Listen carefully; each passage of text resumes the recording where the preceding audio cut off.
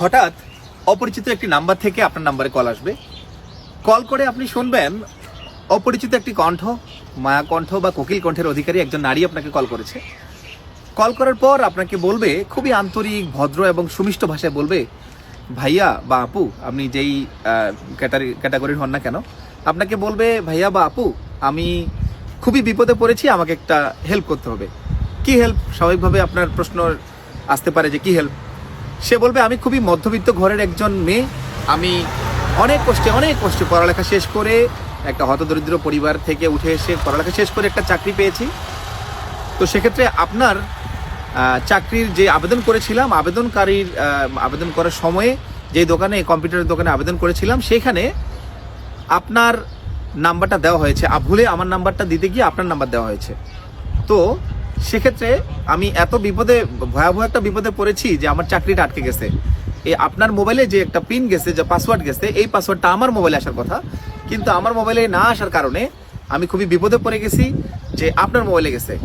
এই কথা বলার পরপরই শুরু হয়ে যাবে মায়া কান্না।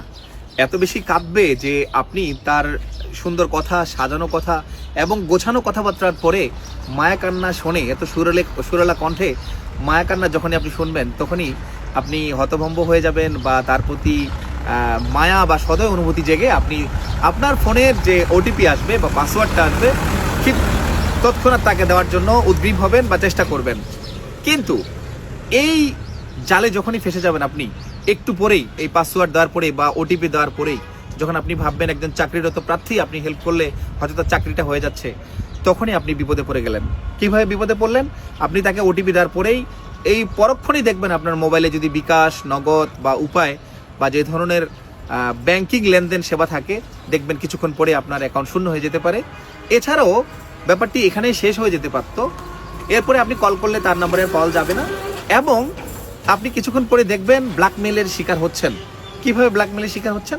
প্রথমত, আপনার এই নাম্বার দিয়ে যদি মোবাইলে হোয়াটসঅ্যাপ বা যদি ফেসবুক বা অন্য কোনো ধরনের সোশ্যাল মিডিয়া যদি চালু থাকে, সেটা তারা হ্যাক করতে পারে। হ্যাক করার পরে আপনার পার্সোনাল ছবি কিংবা অ্যাকাউন্ট হ্যাক করে আপনাকে বিব্রতকর পরিস্থিতিতে ফেলতে পারে, টাকা চাইতে পারে, ব্ল্যাকমেল করতে পারে। এই ধরনের বিপদ থেকে এড়িয়ে চলতে আমাদের সবসময় সতর্কতা অবলম্বন করা দরকার, সচেতন হওয়া দরকার, যাতে করে অপরিচিত কোনো নাম্বার থেকে কল করে, সেটা মেয়ে হতে পারে, ছেলে হতে পারে, কোনো ধরনের যদি ওটিপি চায় বা পাসওয়ার্ড চায়, কখনোই শেয়ার করবেন না। কেননা মনে রাখবেন, কোনো কোম্পানি বা কোনো প্রতিষ্ঠান, কোনো ধরনের ব্যাংকিং সেবা খাত আপনাকে কখনোই ওটিপি সেন্ড করবে না। ওটিপি সেন্ড করে কোনো প্রতিষ্ঠান আপনার কাছ থেকে সেই ওটিপি জানতে চাইবে না। মনে রাখবেন, আপনার ওটিপি আপনার ব্যক্তিগত সম্পদ। আপনার ফেসবুক, আপনার হোয়াটসঅ্যাপ, আপনার টুইটার, আপনার যে সমস্ত সোশ্যাল মিডিয়া আছে, সবই আপনার ব্যক্তিগত সম্পদ। এই সমস্ত হ্যাক করার থেকে দূরে থাকতে চাইলে আপনি স্প্যাম এবং ফিশিং লিঙ্ক এবং এই ধরনের কল, এই সমস্ত জায়গা থেকে বিরত থাকবেন। ধরনের অপরিচিত নাম্বার থেকে বা যদি মনে হয় সন্দেহভাজন কোনো কল, সেটা কেটে দেওয়াই বেটার হবে আমাদের সবার জন্য। এবং মনে রাখবেন, একটি ছোট অসাবধানতার কারণে বড় ধরনের ক্ষতি হয়ে যেতে পারে। তাই সতর্ক থাকবেন, সাবধান থাকবেন, নিরাপদে থাকবেন।